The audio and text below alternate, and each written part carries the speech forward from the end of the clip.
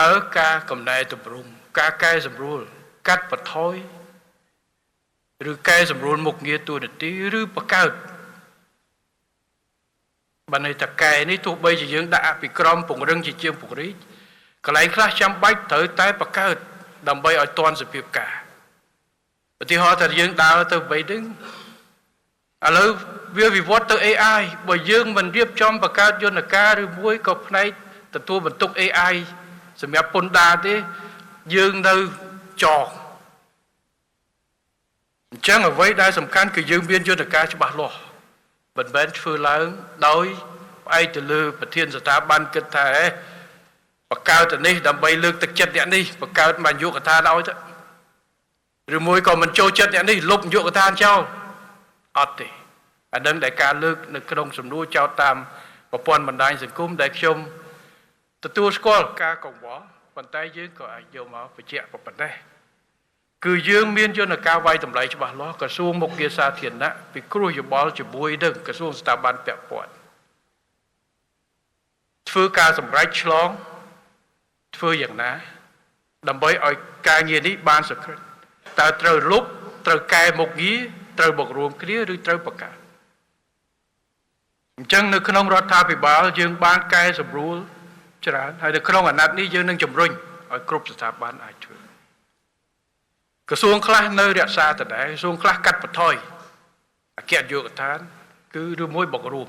ទៅនេះទី2ទី3គឺយើងមានមូលដ្ឋានច្បាស់លាស់ក្នុងការសម្រេចចិត្តមូលដ្ឋានគឺយើងមិនយកមនុស្សជាគោលទេ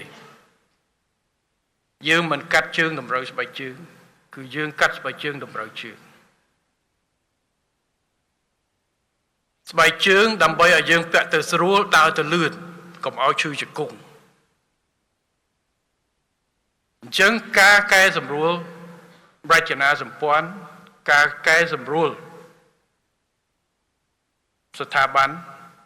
ទូនាទីភារកិច្ចរបស់អង្គភាពចំណុះគឺផ្អែកទៅលើលទ្ធផលជាគោលតើយើងចង់បានអីទីហោអគ្គនាយកដ្ឋានពន្ធដារចង់កែសម្រួលមិនមែនចង់បែរតាមនឹកឃើញគឺចង់ឲ្យធ្វើម៉េចសេវាផ្ដល់ទៅឲ្យអតិថិជនកាន់តែសក្តិកាន់តែលឿនកាន់តែប្រកបភាពសប្បាយ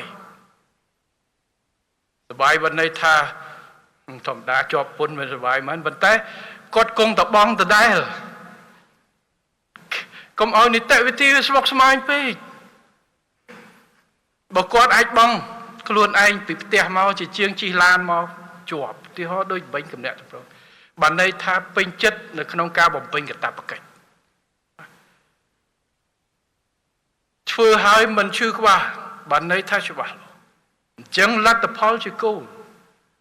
អញ្ចឹងបានយកអានឹងទៅយកទៅរៀបចំជា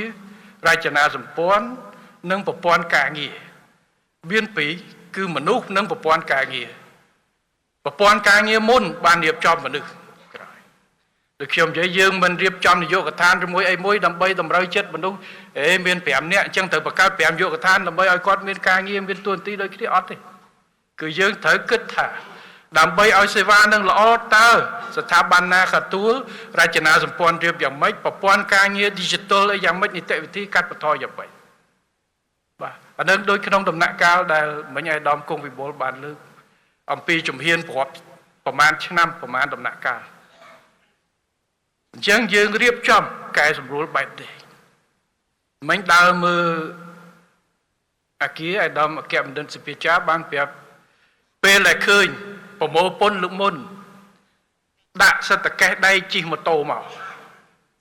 យកមកដល់មានមនុស្សអង្គុយរាប់ឥឡូវដូរទៅ FMIF ប្រើតាម digital ទាំងអស់សំបីតែក្នុងអាគារនេះអត់មានលុយផងមិញគាត់ដើរទៅពង្រៀនអ្នកមកបងពន្ធយកតែกระดาษមួយស្លឹកមកទៅផ្ទៀងទាត់ធ្វើការជាមួយមន្ត្រីពន្ធដារចប់កាន់กระดาษមួយស្លឹកទៅធនាគារបងអត់មានចាំបាច់ទេអញ្ចឹងដាច់ខាតត្រូវអាដាមគមដិតវិជាថានៅរដ្ឋាភិបាលធ្លាប់មាននយោបាយកដ្ឋានមួយគឺនយោបាយកដ្ឋានរាប់លុយព្រោះត្រូវមានព្រោះកម្មមុនលុយទាំងកេះទាំងបាវយកមកដើម្បីរាប់អញ្ចឹងកែតម្រង់ពេលដែលយើងដូរមក digital ទាំងអស់យើងត្រូវលុបនយោបាយកដ្ឋានរាប់លុយចេញព្រោះគាត់អស់ការងារទៅបាទ មន្ត្រីកែសម្រួលគាត់បដូរភារកិច្ចគាត់សម្របទៅតាមការងារដូរពីរាប់នឹងដៃមក digital ត្រូវបង្កើតការគ្រប់គ្រងសាច់ប្រាក់តាម digital ចឹងទៅអញ្ចឹងគឺការកំណែតម្រង់បែបនេះបើសិនជាយើងមិនកែយើងមិនហ៊ានកាត់ទេយើងទៅបង្កើតនយោបាយកឋានមួយឬមួយផ្នែកមួយដែលទទួលបន្ទុកតាមប្រព័ន្ធថ្មីតែនៅរក្សានយោបាយកឋានរាប់លុយគឺទី1ខាតមនុស្សខាតធនធានថវិកាជាតិបើកទៅពាក់កែឲ្យគាត់លែងរាប់ហើយឬមួយក៏ថាត្រូវតម្រូវឲ្យគាត់មានការងារត្រូវតែដូរនីតិវិធីមករាប់លុយដដែលវាយឺតអញ្ចឹងត្រូវតែទុក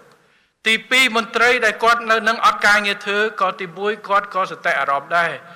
ពួករបស់ខ្ញុំអត់មានការងារគេរវល់គ្រប់គ្នាយើងមកអស់លុយរាប់ឲ្យខ្ញុំរាប់លុយតែអត់មានលុយឲ្យខ្ញុំរាប់ដូរទៅ digital អស់ហើយអានេះគ្រាន់តែជាឧទាហរណ៍ប៉ុន្តែឧទាហរណ៍ផ្អែកទៅលើការជាក់ស្ដែង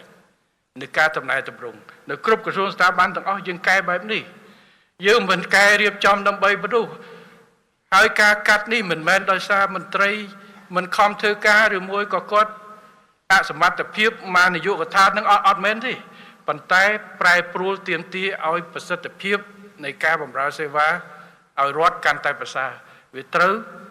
ពឹងផ្អែកទៅលើការបដូរនីតិវិធីបដូរភារកិច្ចបដូរប្រព័ន្ធការងារហើយត្រូវសម្របតាមនឹងអញ្ចឹងលុបឲ្យដឹងយើងកែសម្រួលបាទនេះគឺជាកត្តាជាក់ស្ដែងដែលយើងធ្វើពាក់ព័ន្ធទៅនឹងការកំណែតម្រង់ហើយខ្ញុំសូមសរសើរចំពោះអគ្គនាយកដ្ឋានពន្ធដារ